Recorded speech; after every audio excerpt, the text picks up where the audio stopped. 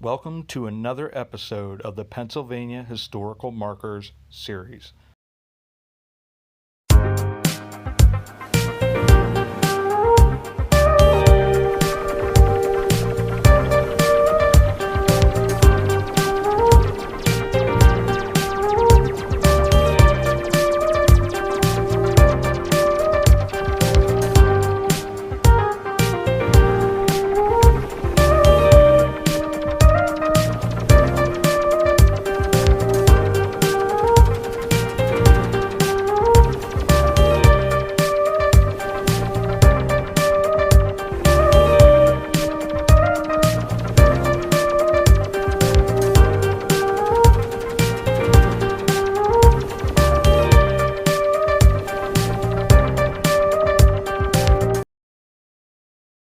We are here at the Plumbe Forge, Pennsylvania Historic Marker in Center County. This is North Center County. This is just west of Moshannon State Park. So it's in a pretty I guess you'd say, secluded area.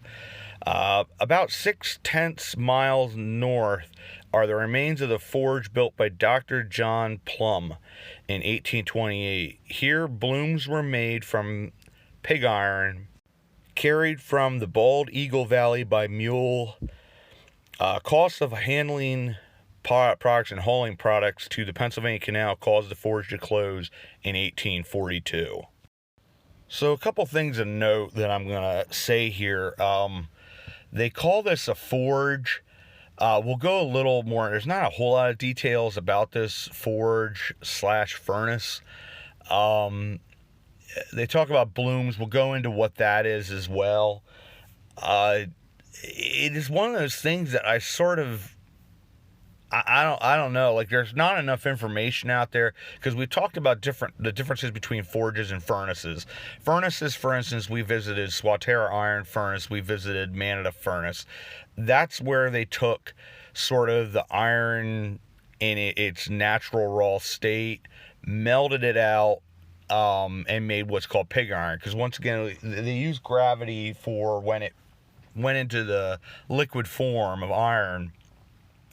It would come out along this lane in either the concrete or stone, and it would go into this line, and then off of the line would run these little, like, ingot sort of holds, and they looked almost like where the piglets would be off of suckling off of their mother, so it was named as pig iron. That's what the furnaces ordinarily did. Forges, on the other hand, ordinarily would take the pig iron and make it into wrought iron. And then a lot of times certain furnaces like Union Forge would have certain products that they would make, iron products. This isn't what this place did. This was actually a very old style. We went through too the process of, you had Catalan forges or furnaces, which were Spanish in origin, were sort of an old style forge or furnace. Then you had the upgraded ones that you saw with, like, Swatara Iron Furnace, Manada Furnace, a very traditional, sort of the stone stacked up, and then it'd have usually a main entrance to the furnace, and then usually a side entrance sometimes as well. And they would sort of, it was about movement of air, getting the fire hotter, those types of things. Then you started getting into, like, these even better iron furnaces, and eventually into these rolling mills. And it was just sort of the technology as it grew, it sort of put these older forges or furnaces out of use, because it wasn't economical, and all that kind of stuff.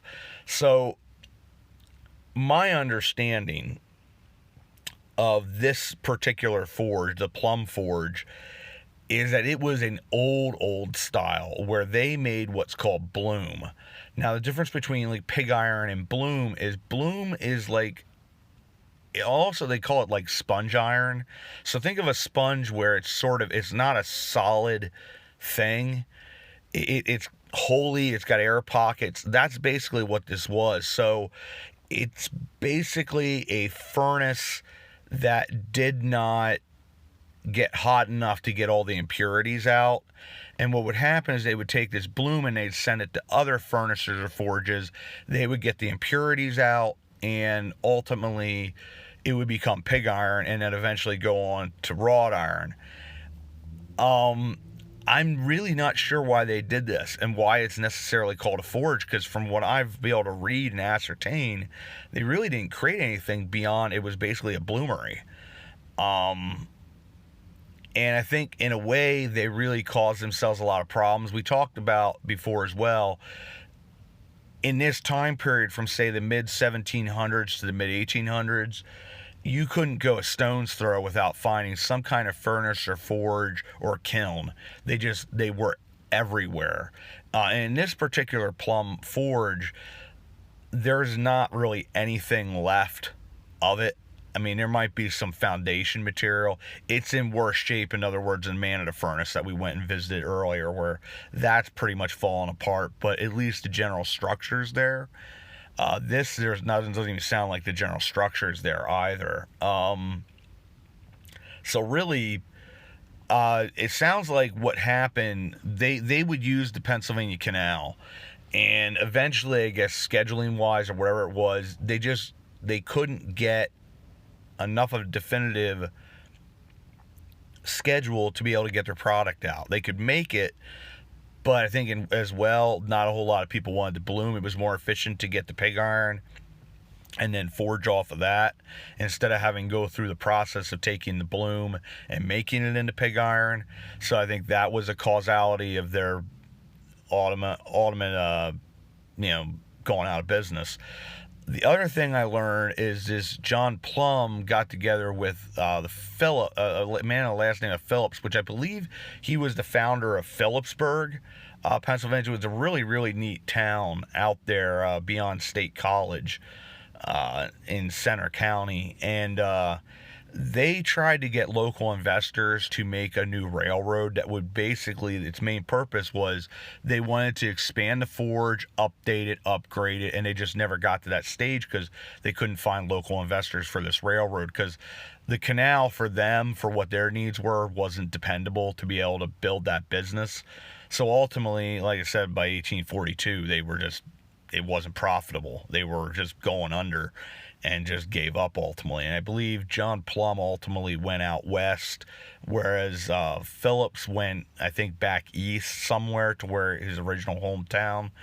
And that's just sort of what happened with this old Plumbe Forge. So beyond that, really just don't know a lot. I mean, obviously it was substantial enough that they put a Pennsylvania historic marker up, but what that business was, that it was substantial enough, it just is odd, because from what I am able to read and ascertain, it was an old style forge. It was like when they first built it, it was already behind the times. So it's just sort of weird. I don't know if it was just a lack of funds, or he liked that particular process, or maybe lost the time, information. You're talking almost 200 years, maybe there was a specific industry in that area that the bloom made sense. I just don't know. But it is intriguing nonetheless, and ultimately I want to say thank you to Kate. She went out and took the pictures of this and got this for the viewer submitted video. It is intriguing. It's an intriguing story because there's a lot of unknowns. So if you know anything more about it, please say something, because it would be intriguing to find out more of the whys and exactly. It just doesn't, something doesn't make sense. Like, this was a business almost that was doomed from the get-go, because, like I said, it was outdated by the time they built it. Because I think a lot of those forges furnaces, the Catalan ones, they generally stopped making those 1780s or so. Because you had these newer style furnaces, forges that just were much more efficient. So another cool bit of history here. It's a place that you can visit, the historic marker, obviously, but it doesn't sound like there's really much of anything that exists there. Like I said, probably foundations, because it's a substantial stone structure, but you know, those structures in particular, because of how they were built, if one corner or one part of it, the stones start, you know, especially around the openings for the furnace themselves, if they start to semi fall apart, it just, over time, as water gets in there in winter and the expanding and, you know, of the ice, it just breaks it down further until it just ultimately collapses and there's just nothing left. You know, it just is the nature of these structures. But I want to say thanks for coming along. Thank you to Kate once again. And as always, we'll see you all about town.